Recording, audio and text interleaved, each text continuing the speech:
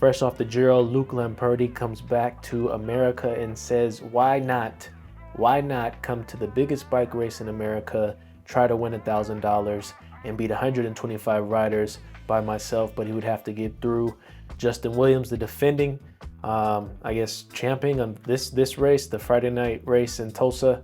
And he would have to get through Corey Williams as well, who is now on the Miami Blazers, but prior to that was on Legion of Los Angeles. And we can see riding solo, Luke is up at the front, and this is why you want to be at the front of the race, because crashes happen. It's a part of the sport, and that one happened very early, 3 minutes in. We see our first break going up the road. Tyler Williams, who was a part of the NCL, now is a part of the Blazers, but he was also part of Legion of Los Angeles last year. That's how American cycling works. Got a lot of movement with the riders, but we see again, Luke Lamperti is at the pointy end of the race, not missing any move.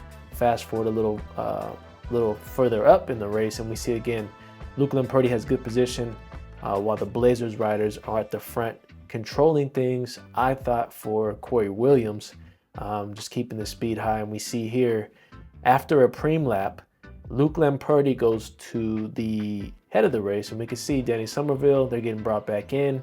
21 laps to go. We think, okay, it's going to reshuffle. Another team will take control of the race. And I was absolutely wrong. Luke Lamperti goes up the road, starts a break of his own, counterattack, excellent bike racing move. But with no teammates, you would think a rider would want to conserve energy.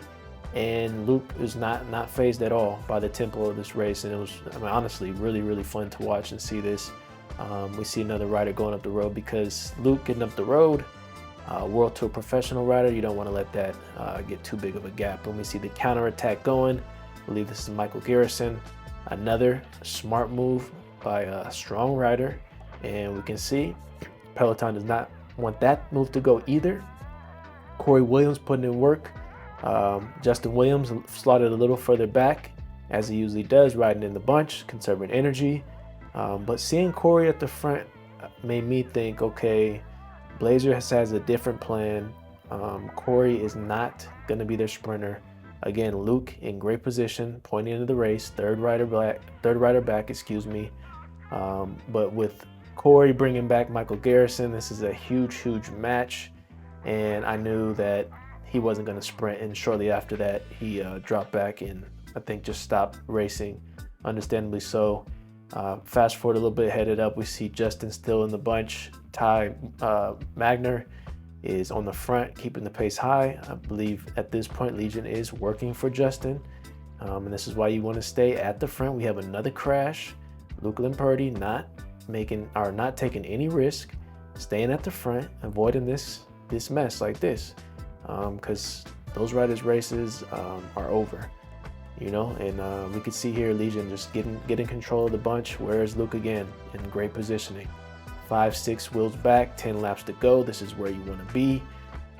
Speed's going to start picking up. I'm looking for Justin at this point. We see he is still a little further back in the bunch, which was surprising to me. This is only his second race back, though, since the suspension. So maybe the fitness is not there yet, because usually, as he did last year, he will move up further in the bunch as we get closer and closer to the end of the race.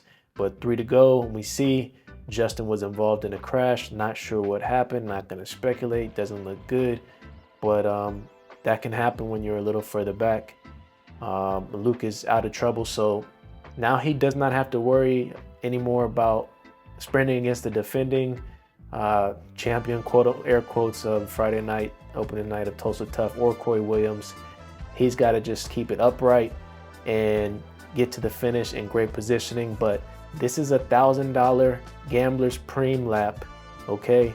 He's second wheel behind Ty. Why not get $1,000? Wham, bam, thank you, ma'am. I'm out the door with cash. This is a huge effort. And he is still on the front, man, unfazed, 1 to go. This is for the race. And we can see, still at the pointy end of the race, playing his cards right, letting this team act essentially as his lead out team. Hope that rider's okay who goes down. He's 4 wheels back. This is very intelligent riding and racing from Luke. This is like video game stuff, but we can see now, I believe that's Brian Gomez. Essentially, that's going to function as his lead out man. And now he's just got to keep it upright and come out of that last corner and try and get the win. We can see it here. He gets a gap, a significant gap, enough time to look back twice, walks away with $1,000 cash and a win at the biggest Criterium race in America. If we wind back, we can see one of the riders here. I think his back wheel slipped. That messed up his sprint. I believe that's Alfredo Rodriguez, but I don't know that that would have made a difference. Luke had a significant gap. Let me know what you guys think in the comments, and let's hear what Luke had to say after this race. Just coming off of racing at the Giro d'Italia, 21 days straight. Let's just call it 100 miles every single day. Coming back here, hour and 10-minute bike race, great hotels, great food. How different is it? Yeah, it's a lot different, but it's nice to do an hour instead of 5, so for sure it's good.